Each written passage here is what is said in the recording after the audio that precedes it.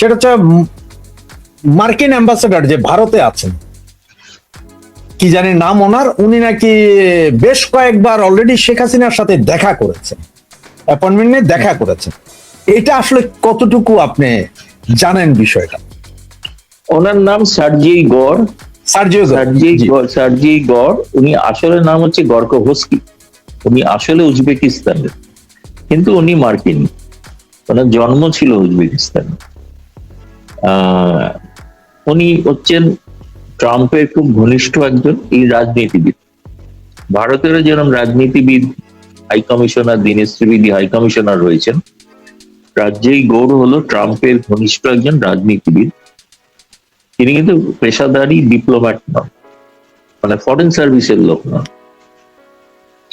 এবং তার সঙ্গে কিন্তু আপনারা দেখেছেন যে তিনি দীনেশ ত্রিবেদী ঢাকায় আসার আগে সার্জিই গড়ের সঙ্গে কথাও বলেছেন, বৈঠক করেছেন। কারণ সার্জিই গড় শুধুমাত্র ভারতের রাষ্ট্রদূত নন, তিনি দক্ষিণ এশিয়া, মধ্য এশিয়া শুধু সবই দেখেন। একটা বড় দায়িত্ব তার। তিনি শেখ হাসিনার সঙ্গে দেখা করাটা আমার মনে হয় না যে, মানে আমার কাছে সত্যি কথা বলতে গেলে কোনো কনফার্মেশন আমি বলতে পারবো না এই বিষয়টা। আমার কাছে একটু ভারতে কি জানেন তো, ভারতে কতগুলো যেটা বাংলাদেশে অবাধে করতে পারে যে কোনো দেশের কূটনীতিবিদ, কোন রাজনৈতিক দলের অফিসে চলে গেল, আপনি দেখেছেন, লাগাতার দেখেছেন শেখ হাসিনা থাকাকালীন কিভাবে আমেরিকান, ইউরোপিয়ান লোকেরা, জামায়াত, বিএনপি সকলের সঙ্গে বৈঠক করতো, কথা বলতো, আবার বেরিয়ে এসে সাংবাদিকদের বলতো। ভারতে এটা করা যায়। ভারতে এটা করলে পরের দিনই তাকে অবাঞ্ছিত ঘোষণা করা হবে, তাকে দেশত্যাগ করতে বলা হবে। ভারতের থেকে যদি কোনো বিদেশি রাষ্ট্রদূত কোনো রাজনৈতিক নেতা বা নেত্রীর সঙ্গে দেখা করতে চান, তাহলে সেটা পররাষ্ট্র মন্ত্রণালয়ের অনুমতি ছাড়া সম্ভব। আপনি বলতে কতজন রাজনৈতিক নেতা অন্য যারা দলাই লামার সঙ্গে দেখা করতে পারে?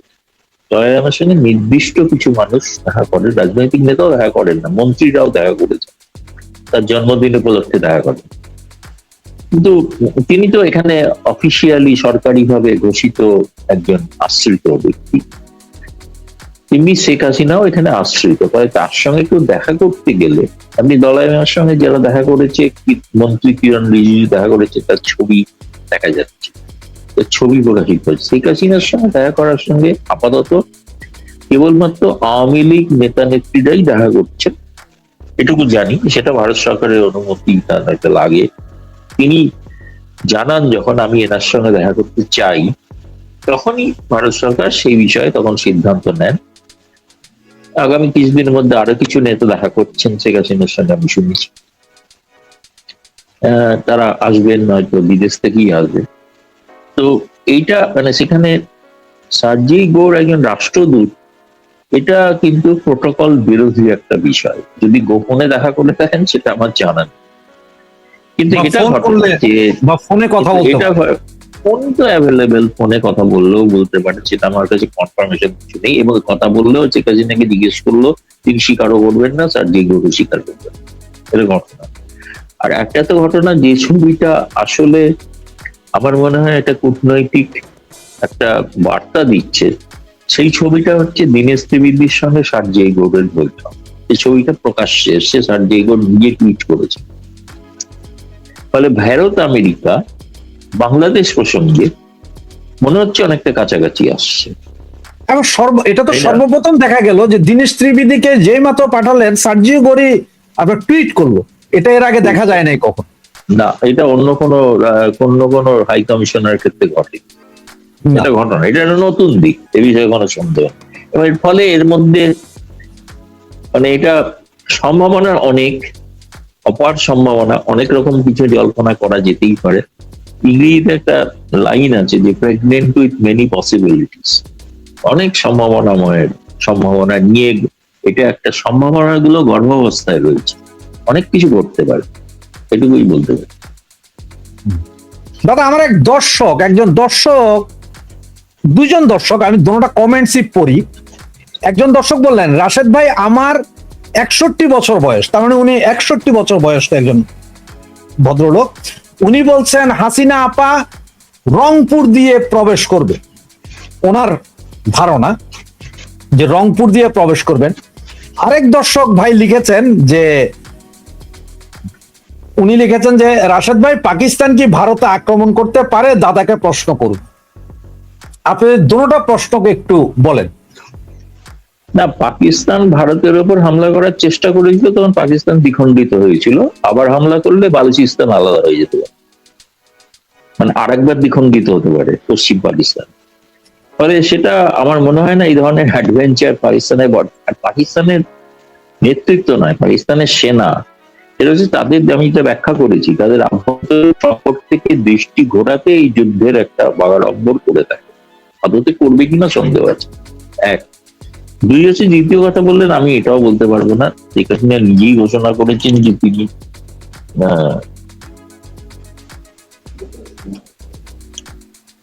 হ্যাঁ, এক সেকেন্ড রাশিদ ভাই। জি জি জি।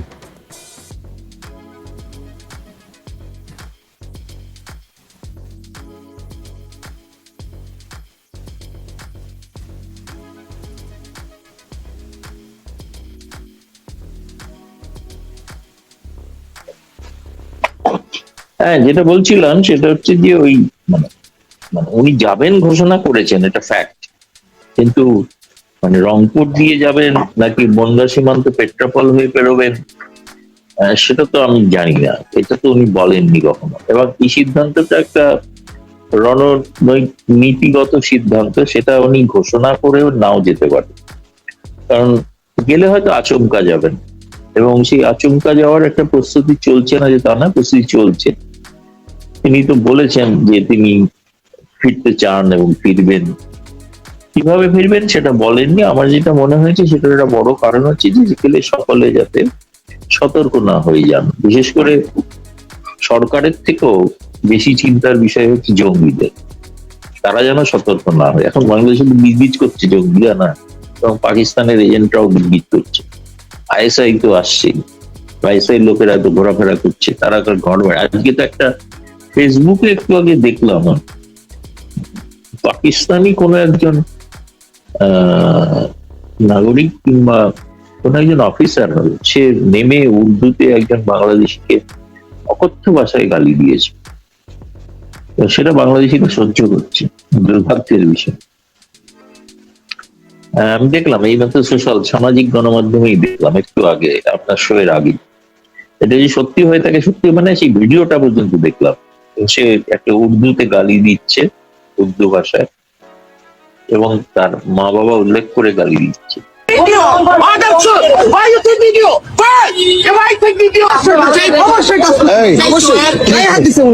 আমি শহীদুল্লাহ হল থেকে বেরিয়ে আমি এদিকে আসছি,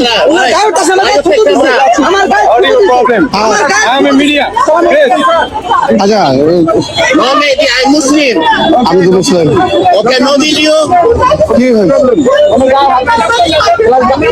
কি করছে ভাই, উনি কি করছে? উনি রং চালাইছে, সাইকেল বাজারে দিছে, বাজার দেওয়ার পরে উনি আমার সাইকেল গাড়িতে ফেলে লয়ে যেতেছে। এটা আটকা নেই ভাই, আরে এটা আটকা নেই, এটা আটকা।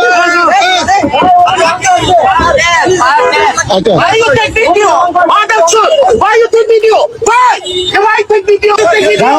আমি আমার আপনাকে তো মনে হয় শুনলাম। এই বিষয়টা নিয়ে স্বরাষ্ট্রমন্ত্রী সালাউদ্দিন সাহেবের মন্তব্য করা উচিত। সবচেয়ে মজার একটা কথা শুনেন দাদা, সে বলছে সে মুসলিম না, সে বলছে সে মুসলিম, আরেক মুসলিমের মাকে সে কি করবে সেটা বলতেছে বিচ্ছিরি ভাষায়। তুমি আবার পাকিস্তানি নাগরিক, তুমি রং সাইডে গাড়ি চালাচ্ছ। হ্যাঁ হ্যাঁ, তাদের দুঃসাহস, এই দুঃসাহস তো তাদের বেড়েছে, এখন বেড়েছে, এবং বিহারিদের দুঃসাহস অনেক বেড়েছে শুনেছি বাংলাদেশে। ওই যে বললাম যে এখন তারা তাদের এটাকে নিজেদের স্বরাজ্য মনে করছে, এবং সালাউদ্দিন সাহেব পাকিস্তানের সঙ্গে চুক্তি করছেন যে শহরের নিরাপত্তার দায়িত্ব পাকিস্তানের পুলিশ নাকি দেখবে। তা পাকিস্তানের নাগরিকদের জন্য বাংলাদেশিরা প্রস্তুত থাকুন এই ধরনের আরো কিছু ভাষা শোনার জন্য, তাদের জন্য শুভকামনা রইল, আর কি বলবো। এবং সবচেয়ে মজার বিষয়, সালাউদ্দিন সাহেব পাকিস্তানে গিয়ে স্বরাষ্ট্রমন্ত্রীর সাথে দেখা করে বলেছেন যে শহরের নিরাপত্তা দেখার জন্য পাকিস্তানের চাচ্ছে। ভাইরাস গতকালকে পাকিস্তানে একযোগে 40 জায়গায় বোমা বিস্ফোরণ, 42 জন নিহত, তার মধ্যে সেনা অফিসার আছে, পুলিশ আছে। তারা কি নিরাপত্তার উপদেশ দিবে বাংলাদেশে? ওইটা উপদেশটা এটা দিতে পারে যে কিভাবে জঙ্গি চাষ করতে হয়, কিভাবে জঙ্গি বাড়াতে হয়, সেটাই হয়তো দেবে মনে হয়। আর পাকিস্তান তো এখনো পর্যন্ত তাদের এই দুঃখ ভুলতে পারেনি, যে পাকিস্তান যে বিভক্ত হয়ে যাওয়াটা, তারা এটা ভুলতে পারেনি কখনো। যে কারণে তারা ভারতের পাঞ্জাবে উগ্র খালিস্তানি পন্থী উগ্রপন্থীদের মদদ দিয়ে সেটা পাকিস্তান বিচ্ছিন্ন করার একটা চেষ্টা তারা চালিয়েছিল। এটা ইন্দিরা গান্ধী শক্ত হাতে দমন করেছিলেন, যার জন্য ইন্দিরা গান্ধীকে প্রাণও দিতে হয়েছে। পরবর্তীকালে সেই জঙ্গিদের হাতেই তার কিন্তু প্রাণ গিয়েছে। ফলে রক্তের বিনিময়ে তিনি ভারতের সার্বভৌমত্ব রক্ষা করেছিলেন। আমার মনে হয় যে সেই কারণেই যে এটা পাকিস্তান চেষ্টা করে যাবেই, সব সময়ই করে যাবে, কোনো সময় তারা এই পথ থেকে সরবে না। সেক্ষেত্রে তারা চায় তাদের একটা বন্ধু সরকার বাংলাদেশ, যে বন্ধু সরকার তারা যেটা করতে চাইছেন সেটা যাতে করতে সহায়তা করে। সেই সহায়তা করার জন্যই তারা, তাদের পক্ষে আরো ভালো হতো যদি জামায়াত ইসলামী ক্ষমতায় আসছে। সৌভাগ্যের বিষয় বাংলাদেশের মানুষ অন্তত জামায়াত ইসলামীকে কিছুটা হলো আংশিক হলো রুখে দিতে পেরেছে, সেটা একদিক থেকে ভালো, মন্দের ভালো আর কি বলবো। কিন্তু সেক্ষেত্রে বর্তমান সরকারকেও তো শক্ত হাতে সেটাকে দমন করতে হবে, সেটাকে করতে হবে। তা না করলে কিন্তু নিয়মই আছে, কথাই আছে, যে কথা আছে ইংরেজিতে আর একটা, যে রাইডিং দ্য টাইগার্স, আপনি বাঘের পিঠে চললে কিন্তু সেই বাঘ একদিন খেয়ে ফেলবে। রাশেদ ভাই, একজন দর্শক কমেন্টস লিখেছেন, তালেবানের 2 নেতা চাঁপাইনবাবগঞ্জ এবং রংপুরের জঙ্গি আস্তানা পরিদর্শন করে বর্তমানে ঢাকায় অবস্থান করছে। কোন দেশের জানি না ওনারা। দাদা, আপনার কাছে সর্বশেষ একটা প্রশ্ন, আমি এটার পরিপূর্ণ একটা বিশ্লেষণ চাই। সেটা হচ্ছে, আজকে বাংলাদেশের 2 জঙ্গি নেতা, 501 নাম্বার রুমের মামুনুল হক, আপনারা চিনেন, যিনি মূর্তি টুর্তি ভেঙে দেওয়ার জন্য সবসময় গর্জে ওঠেন, আর আরেকজন ইসলামিক নেতা, ওনারা বললেন যে শেখ হাসিনাকে পুনর্বাসনের চেষ্টা যদি কেউ করে বাংলাদেশে, তাহলে সব তছনছ করে দিবে, এই করবে সে করবে, অনেক কথা। আমার প্রশ্নটা যেটা, সেটা এতদিন তো এরাই বলছে শেখ হাসিনাকে ভারত কেন ফেরত দেয় না, ফাঁসিতে ঝুলাতে হবে। আর এখন শেখ হাসিনা যখন নিজেই বলছে আমি বাংলাদেশে আসব, তখন ওরা বলছে পুনর্বাসন হইতে দিব না, আসতে দিব না। এটার কারণটা কি মনে করেন? ওরা কি এখন ভারত সরকারের কাছে অ্যাপ্লিকেশন করবে যে ভাই ফিরে এন না আপনারা? সেটা চাই না, সেটা লিখে দিলে ভালো হয়, কিন্তু সেটা তো লিখবেন না, সেটা তো নয়। আসলে যেটা হচ্ছে যে শেখ হাসিনা ফেরা মানে হচ্ছে, এবং আওয়ামী লীগ যে দল, তাদের যে সমর্থক রয়েছেন, এত কিছু নির্যাতনের পরেও, এবং এটা ঘটনা তিনি যদি সত্যিই ফেরেন এবং যদি সেখানে রাজনীতিতে আবার অংশগ্রহণ করেন, তাহলে এই দলগুলোর কোনো অস্তিত্ব থাকবে না। অস্তিত্ব থাকবে না তারা, আমি বলছি না যে নিশ্চিহ্ন হয়ে যাবে, কিন্তু আওয়ামী লীগই জয়লাভ করবে, সেটা তারা জানেন। ফলে সেই কারণেই নানাবিধ নিজে মুখে না বলতে পেরে এখন এই জঙ্গিদের দিয়ে বলানো হচ্ছে যে শেখ হাসিনা ফিরলে তাকে ওইখানে ঢুকতে দেবেন না বা হত্যা করবেন। একজন বিদেশি একজন নেত্রী, যিনি বাংলাদেশি নেত্রী, তিনি বিদেশে আসছিল, তাকে হত্যা করার হুমকি দিচ্ছেন, শুধুমাত্র এই একটা কারণেই তো তাকে গ্রেফতার করা উচিত। তিনি অপরাধী, সে অপরাধী নন, সেটা আদালত বিচার করে তার শাস্তি দেবে। তিনি তাকে প্রকাশ্যে হত্যা করার হুমকি দিচ্ছেন। কিন্তু এক্ষেত্রে আমি বলবো যে তারেক রহমান সরকার এবং স্বরাষ্ট্রমন্ত্রী তার উচিত ওই ব্যক্তিকে অবিলম্বে গ্রেফতার করে জিজ্ঞাসাবাদ করা, কি তার পেছনে নেটওয়ার্ক কি করছেন, এটুকুই বলতে পারি। দাদা, শেখ হাসিনা যদি বাংলাদেশে ফিরে, তাহলে এটা কি আমেরিকা বা ইউরোপ সমস্ত দেশগুলোর সাথে কথা না বলে কি সরাসরি ফিরবেন মনে হয়? না, আমার তো মনে হয় না সেটা নিশ্চিতভাবে একটা আন্তর্জাতিক একটা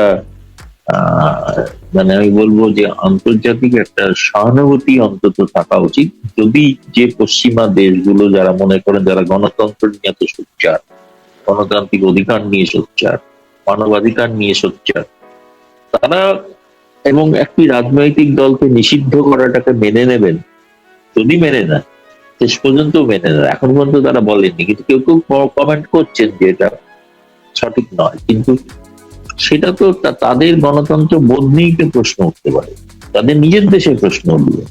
এবং সেটা কিন্তু সেখানকার জনতাই কিন্তু একসময় প্রতিরোধ করবে। এবং খুব আমি দেখলাম কয়েকদিন আগে ওই ইউরোপিয়ান পার্লামেন্টে একটা আলোচনা হয়েছে, যে আলোচনায় বাংলাদেশের যে বর্তমান অবস্থা তার একটা বিশদ বিবৃতি নিয়ে আলোচনা করেছেন। এবং আলোচনায় সেখানকার সাংসদরা উপস্থিত ছিলেন, অনেক অভিজ্ঞ এক্সপার্টরা উপস্থিত ছিলেন। সেই আলোচনায় তো ইউরোপিয়ান পার্লামেন্ট কিন্তু অনুমতি দিয়েছে এই আলোচনাটা করার। এবং সেইখানে যদি এই আলোচনা হয়ে থাকে তাহলে বুঝতে হবে যে পশ্চিমা দেশগুলো তারা মত বদলাতে শুরু করেছে। রশিদ ভাই, ধন্যবাদ দাদা আপনাকে, ধন্যবাদ সুপ্রিয় দর্শক শ্রোতা মন্ডলী। আমরা এতক্ষণ দাদা আমাদের সাথে ছিলেন।